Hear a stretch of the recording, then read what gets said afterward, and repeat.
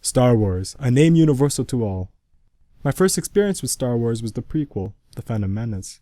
So it was not a great experience looking back, but at the time it was amazing. Seeing pseudo-samurai fight with light swords made a 7 or 8-year-old me happy with glee.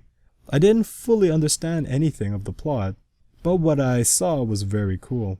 From there, episode 2 continued to fuel my excitement.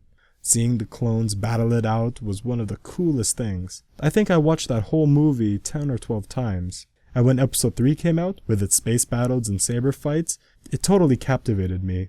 But one scene always stood out. During the Battle of Kashyyyk, with Yoda and the clones, some of the scouts had camo on them. It was the first time actually seeing a trooper that was not in bright white, and that just kind of resonated with me.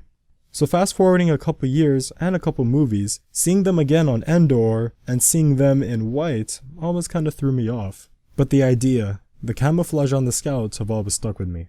So which leads me to the model. When I first saw the Knights Model Scout, I immediately thought about doing it in the camo. So I did. This model is actually quite old.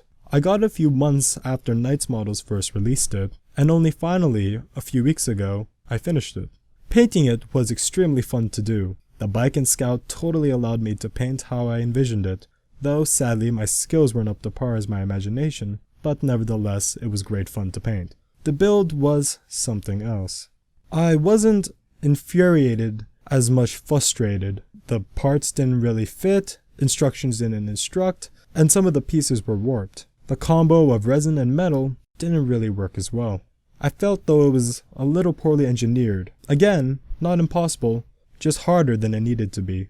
Overall, the whole experience was a blast, and I look forward to doing this again. Maybe a larger scale, maybe 1/12.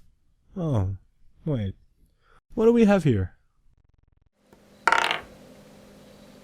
Please tell me that was good.